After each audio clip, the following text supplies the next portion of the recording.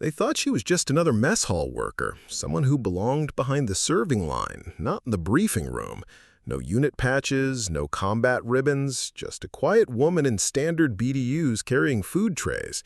But when she reached across the table to refill the colonel's soup bowl, her sleeve pulled back just enough to expose something on her finger that made every officer in that mess hall go silent. A ring that wasn't just jewelry, it was proof of the most elite training program in the military. The same colonel who'd been ignoring her suddenly couldn't take his eyes off her hand, because what he saw meant she'd survived missions that most of his officers had only heard about in classified briefings.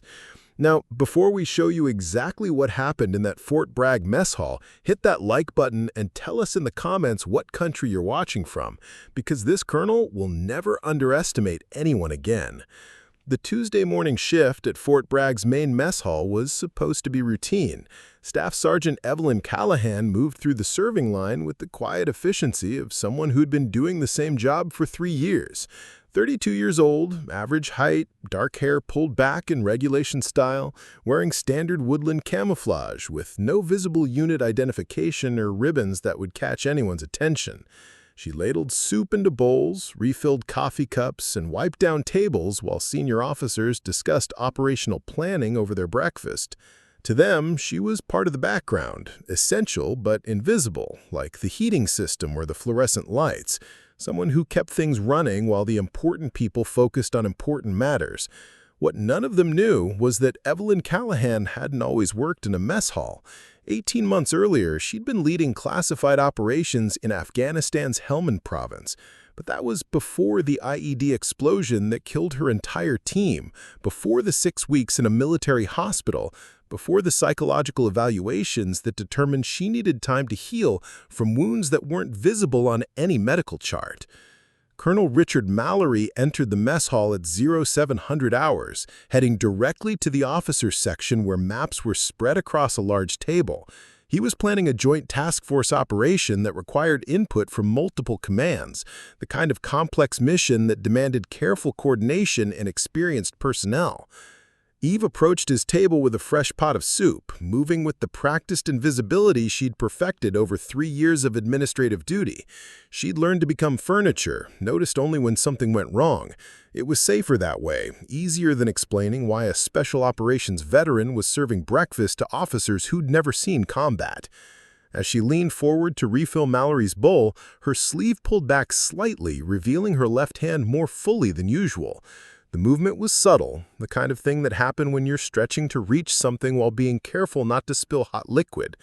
Colonel Mallory's eyes caught the ring immediately, a simple band of blackened steel with an intricate design most people would never recognize, but Mallory knew exactly what he was looking at. Special Operations graduation ring, the kind that was earned, never bought, the kind that marked someone as belonging to an extremely exclusive brotherhood. "Staff Sergeant Callahan," Mallory said quietly, his voice carrying enough authority to cut through the ambient conversation around them. Eve straightened, the soup ladle still in her hand. She could see in Mallory's expression that her carefully constructed cover story was about to collapse. "Sir," she responded, her voice steady despite the tension suddenly crackling through the air. Mallory studied the ring with the kind of focused attention he usually reserved for enemy positions. "That's an interesting piece of jewelry you're wearing." The mess hall hadn't gone quiet, but Eve felt as if everyone in the building was suddenly watching their interaction. She glanced down at her exposed hand, then back at Mallory's face. "It was earned, sir," she said simply, which was the truth, but completely inadequate as an explanation. Mallory leaned back in his chair, his breakfast forgotten. 48th Special Operations Group? Eve nodded once.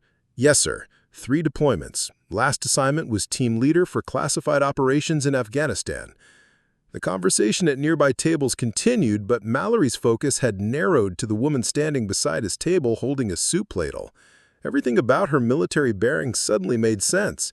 The way she moved with controlled precision, the way her eyes briefly swept the room's exits, the way she positioned herself to maintain situational awareness even while performing routine duties. "What's your actual assignment here, Staff Sergeant?" Mallory asked, though he suspected he already knew the answer.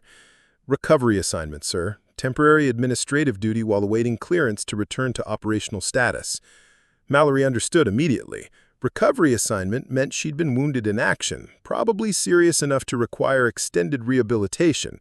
Administrative duty was military code for keeping valuable personnel safe while they healed from things that couldn't be discussed in public. "How long have you been here?" he asked. 3 years, sir. Physical injuries healed completely after the first year. The psychological evaluation process has been more complex. Mallory could read between the lines. Evelyn Callahan had lost people under her command, probably her entire team based on the carefully neutral way she'd phrased her response, the kind of combat trauma that broke even the strongest operators. "Are you ready?" Mallory asked directly, cutting through the military bureaucracy to ask the question that really mattered. Eve met his eyes without hesitation. "Yes, sir, I'm ready." Mallory made a command decision, the kind that separated effective leaders from administrators who followed procedure manuals. "Report to my office at 1400 hours. Bring your complete service record, including the classified sections." Eve understood that her 3-year exile was finally ending. "Yes, sir. Understood." As she walked back toward the serving line, Mallory watched her movement with new appreciation. She wasn't just a mess hall worker who happened to have military training. She was an experienced special operations leader who'd been hiding in plain sight, healing from wounds that would have ended most people's careers permanently. 2 hours later, Evelyn Callahan sat in Colonel Mallory's office while he reviewed her complete military file. 12 classified operations across 5 different theaters, team leader for high-value target missions, 3 Bronze Star medals, and a Purple Heart. The psychological evaluation reports told the story of her last mission, the IED explosion that killed Master Sergeant Dean Harlow, Sergeant First Class Everett Monroe, and Specialist Nathaniel Granger. "What do you want?" Mallory asked. "Not what the evaluators recommend, not what looks good on your record, but what you actually want to do." "I want to get back to doing the job I'm good at," Eve said without hesitation. "Not because I'm running away from what happened in Afghanistan, but because I know I can still make a difference."